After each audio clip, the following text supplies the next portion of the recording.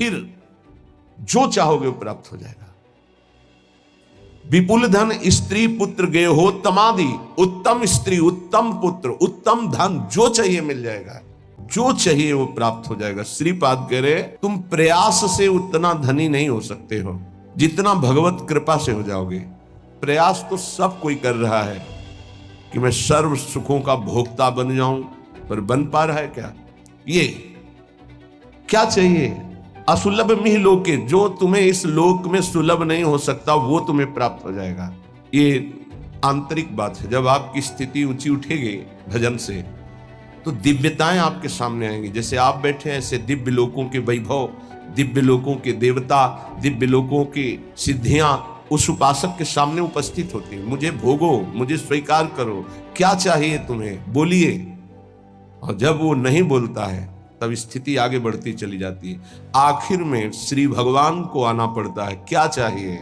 जब उनसे भी नहीं बोलता है तो वो अधीन हो जाते हैं और संग संग डोलते हैं। जहां मेरा भक्त चरण रखे वहां रखूं मैं हाथ, पीछे पीछे मैं फिरूं कभी न छाड़ूं साथ। मान लो मेरी बात, अगर नाम जब चल रहा है तो असुलभ मिह लोके लब्धुमिच्छस्य यत्नाद, जो बड़े प्रयास से यहां प्राप्त नहीं हो सकता वो तुम्हें प्राप्त हो जाएगा। सबसे बड़ी बात, सूक्ष्मता से विचार कीजिए। आप धन क्यों चाहते हैं?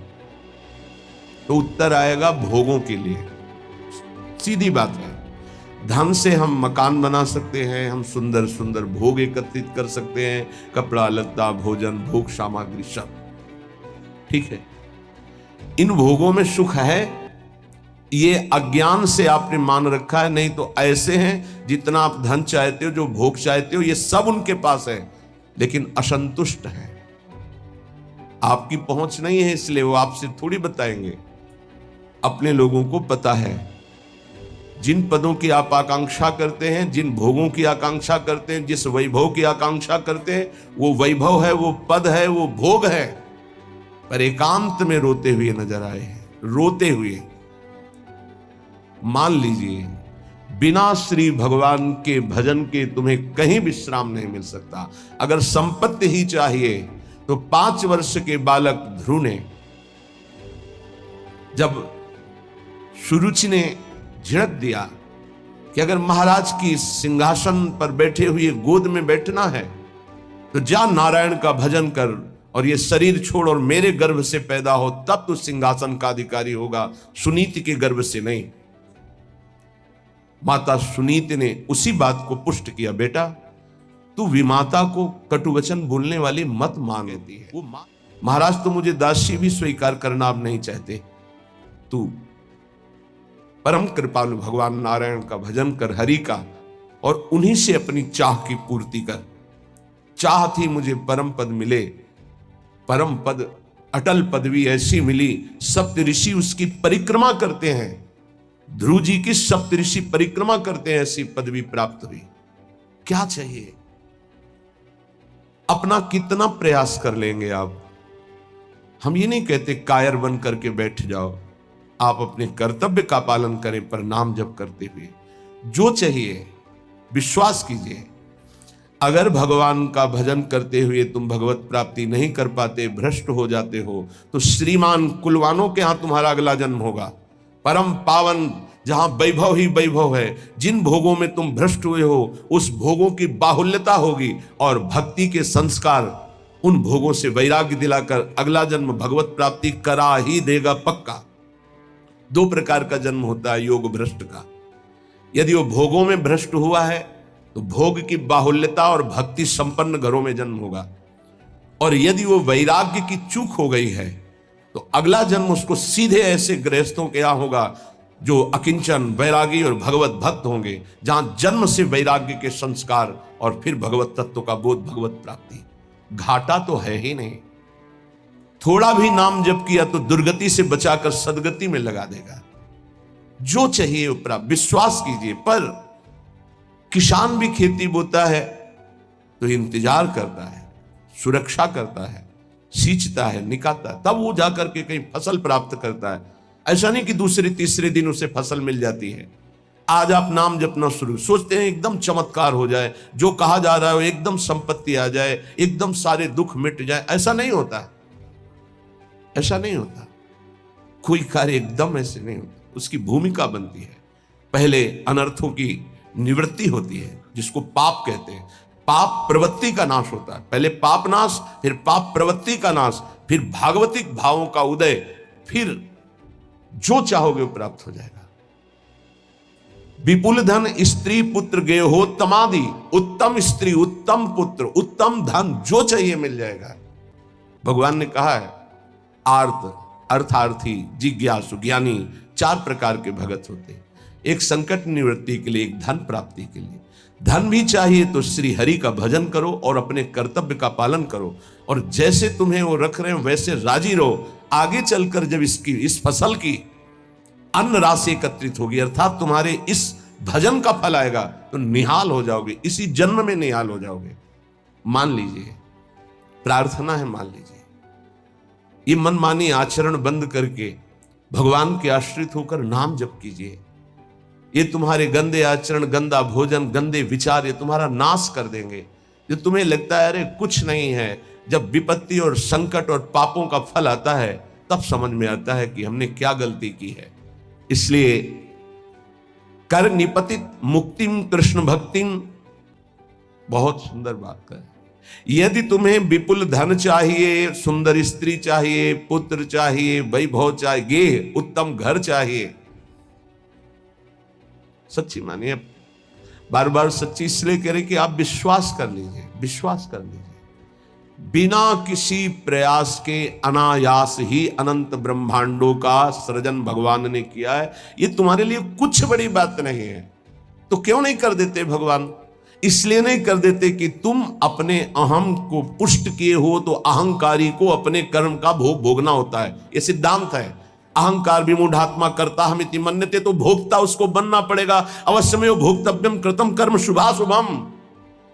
अगर अहंकार भगवान के चरणों में समर्पित कर दो तो जीवन का वो प्रकाश, वो आनंद, वो वैभव कैसे तुम्हें बताएं? किस बात की कमी है? हमारा चिंतन प्रभु में नहीं जुड़ा, बस इसी बात की कमी है। अगर हमारा चिंतन जुड़ जाए तो श्रीपाद प्रबोधानंद जी कह रहे हैं असुलभ मिह लोके, जो इस लोक में तुम्हें लुब्ध मिच्छस्य यत्नाद, यत्न करने पर भी नहीं प्राप्त हो सकता, वो विपुल धन स्त्री पुत्र गेहो तमादि, उत्तम गेह, उत्तम स्त्री, उत्तम पुत्र, उत्तम संपत्ति, ये तुम्हें प्राप्त हो जाएगा। बोले नहीं, ये तो मुझे नहीं चाहिए। तो बोले कर निपतित मुक्तिम, तुम्हारे हाथ में मोक्ष पदवी, भजन करो। बोले ये भी नहीं चाहिए। तो बोले कृष्ण भक्तिम च, श्री कृष्ण की प्रेम लक्षणा भक्ति प्राप्त हो जाएगी। परम धाम वाद्य वृंदावनाख्यम, यदि वृंदावन धाम का आश्रय लेकर भजन शुरू कर दिया, सब कुछ प्राप्त हो जाएगा। वृंदाटवी सहज वीत समस्त दोषा, दोषा करानपि गुणा करताम नयंती, पोषाय में सकल धर्म बहिष्कृतस्य, शोषाय दुस्तर महागचयस्य भूयात्। चाहे जितना बड़ा पापी, नीच आचरण करने वाला दोषी पुरुष हो, वृंदाटवी सहज वीत समस्त दोषा, दोषा करानपि गुणा करताम नयंती, जिसमें एक भी गुण नहीं है, केवल पापाचरण है, ऐसा पुरुष भी यदि धाम का आश्रय ले ले और नाम जब शुरू कर दे, तो कह रहे हैं सर्व दोषों का नाश करके सर्व गुणवान बना देता है। महर्षि ब्रह्म ऋषियों के पदवी में पहुंच गए, केवल नाम जप करके, भगवान का आश्रय लेकर के। पोषाय में सकल धर्म बहिष्कृतस्य, मेरे में एक भी धर्म नहीं, मैं सर्व धर्मों से बहिष्कृत हूं, पर मेरा महान पालन किया वृंदावन ने, और मेरे दुस्तर पापों का नाश करके सर्व गुणवान बना दिया। श्रीपाद प्रबोधानंद जी कहते हैं। देखो, सिद्धांत को समझ लोगे तो बहुत सुखी हो जाओगे। एक भृंगी नाम का कीड़ा दूसरी जाति के कीड़े को लाकर मिट्टी के घरौंदे में पैक करता है, फिर उसे ऐसे डंक मारता है, और भन डंक इसलिए मारता है, उसको आकर्षित करता है अपनी तरफ, वो भयवश उसका चिंतन करता है। चिंतन करते करते वो तदाकार हो जाता है और उस बिना शरीर छोड़े उसी शरीर से वो भृंगी जाति का कीड़ा बन जाता है। और जब हम प्रभु की शरण में होकर प्रभु का प्रेम से भजन करते हैं तो हम भगवत स्वरूप नहीं हो जाते। ब्रह्मविद ब्रह्मयु भवति, वो भृंगी कीड़ा बन गया बिना शरीर छोड़े। ऐसे इसी शरीर में आप भगवान के स्वरूप हो जाएंगे, क्योंकि भगवान के स्वरूप आप हैं। अपने को भूल करके शरीर भाव को प्राप्त होकर आपकी दुर्गति हो रही है। इसलिए वृंदाटवी बहुभवीय सुपुण्य पुंजान नेत्रातिथिर्भवति यस्य महामहिम्नः। आहा, जिसके अनेकों जन्म के पुण्य प्रकाशित होते हुए वृंदावन में आ पाता है। श्री जी की कृपा, समस्त सुकृत फलीभूत हुए, आपको वृंदावन आने को मिला, वृंदावन में बैठकर सत्संग सुनने को मिला। वृंदाटवी बहुभवीय सुपुण्य पुंजान नेत्रातिथिर्भवति यस्य महामहिम्नः तस्येश्वरः सकल कर्म मृषा करोति ब्रह्मादयस्तमति भक्ति युतास्तुवन्ति। ओहो, जो वृंदावन आया, सत्संग सुना और जीवन का निश्चय बदल दिया। अब मेरे जीवन का निश्चय है मैं नाम जप नहीं छोड़ूंगा। तो बोले पूर्व संचित जितने कर्म थे वृंदावन सब भस्म कर देता है। तस्येश्वरा सकल कर्म मृषा करोति। क्यों? वृंदावन के ईश्वर बड़े दयालु हैं। वृंदावनाधीश्वरी और वृंदावनाधीश्वर श्री प्रिया प्रीतम, उनकी कृपा कटाक्ष से यहां आने वाले, यहां आश्रय लेने वाले, यहां भजन करने वाले समस्त पापों से, दोषों से रहित हो जाते हैं। और एक बात खास कह रहे हैं कि सकल कर्म मृषा करोति, आगामी जो कोई गलतियां हो जाएंगी उनका उनको दंड नहीं मिलेगा। ये बड़ी बात है। यही बात हरिवंश महाप्रभु ने कहा अपने शरणागत श्री विठलदास जी को कि तिहारे आगिले पाछले अपराध हरिवंश के भी। पाछले तुम्हारे जो हैं वो तो नष्ट ही हो जाएंगे, और आगिले अगर कोई हुए तो हरिवंश के भी, उनको हम देख लेंगे, तुम चिंता मत करो। कैसा भरोसा इन महापुरुषों के वचनों से प्रकाशित होता है। इनको छोड़कर अब कहां किसका आश्रय ले। और खास बात कह रहे हैं, ये तो सब हो ही जाता है, उसमें ऐसे प्रेम का प्रादुर्भाव होता है। ब्रह्मादयस्तमति भक्ति युतास्तुवन्ति, ब्रह्मादि बड़े बड़े ईश्वर कोटि के महाभागवत उसकी वंदना करते हैं, जो वृंदावन प्रेम रस को प्राप्त हो जाता है। इसलिए वृंदावने सकल पावन पावनेस्मिन् सर्वोत्तमोत्तम चर स्थिर सत्व जाते श्री राधिका रमण भक्ति रसैक कोशे तोषेण नित्य परमेण कदा वसामि। सकल पवित्रों को पवित्र करने वाला, जैसे भगवान शंकर, भगवान सनंदन सनातन आदि, श्री उद्धव जी आदि, ये बड़े बड़े महापुरुष जिस रज की याचना करते हैं, ये कौन है? ये जगत को पावन करने वाले। तो कह रहे हैं वृंदावने सकल पावन पावनेस्मिन्, जो रज शिव शनकादिक याचत, बड़े बड़े पावन करने वालों को भी पावन करने की सामर्थ्य वृंदावन की रज रानी में है।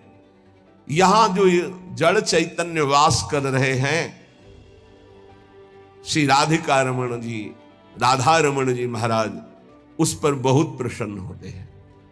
मेरे घर में रह रहा है। तो बोले जो यहां वास नहीं कर रहे वो, बोले आश्रित है। आश्रित की भी वही गति होती है जो वास करने वाले की होती है, लेकिन हृदय से संपूर्ण आश्रय वृंदावन का हो। तो भक्त रसैक कोशे तोषेण, जब राधा रमन जी प्रसन्न हो जाते हैं तो अपना खजाना खोल देते हैं। तोषेण तो क्या भक्ति रसईक कोसे, भक्ति रस का खजाना खोल देते हैं। दिव्य लीलाएं अंदर चल रही, दिव्य भाव अंदर चल रहे, उसी में परमानंद में डूबा हुआ है।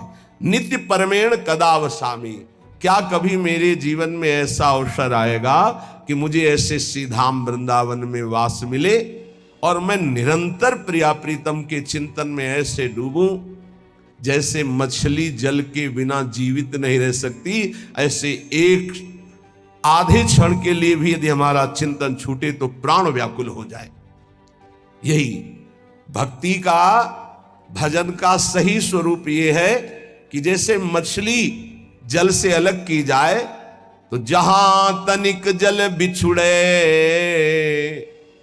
छोड़ी देत है प्राण, जहां जल से अलग हो तो तड़पते हुए प्राण त्याग। ये भजनानंदी का स्वभाव है, यह है आश्रित का स्वभाव, यह है वृंदावन वासी का स्वभाव। अगर ये स्वभाव नहीं है तो अभी वृंदावन वास तन मन के बन से ये अभी सही बात नहीं हो रहा, अभी सही आश्रय नहीं है, अभी सही भजनानंदी नहीं है। ये पहचान है। बड़ी कृपा है, आप सच्ची मानिए, जिनको कोई उपाधि नहीं मिली है, उपाधि पदवी, जिनको कोई जानता नहीं, बड़ी कृपा है। वो जीवन जिसको कोई नहीं जानता है वो हरि प्रिया के संग व्यतीत होता है, प्रिया प्रीतम के संग। कहीं कोई चिंतन जाने की गुंजाइश ही नहीं, कोई जानता ही नहीं, कोई प्रणाम नहीं, कोई नमस्कार नहीं, कोई बात नहीं करता, कोई नहीं बात करता, कभी कोई राधे राधे नहीं कहता, और कहे भी तो उपेक्षा कर दी जाती थी कि कहीं परिचय ना हो जाए। जहां तनिक जल बिछुड़े छोड़ देते हैं प्राण, यह है भजनानंदी का स्वरूप।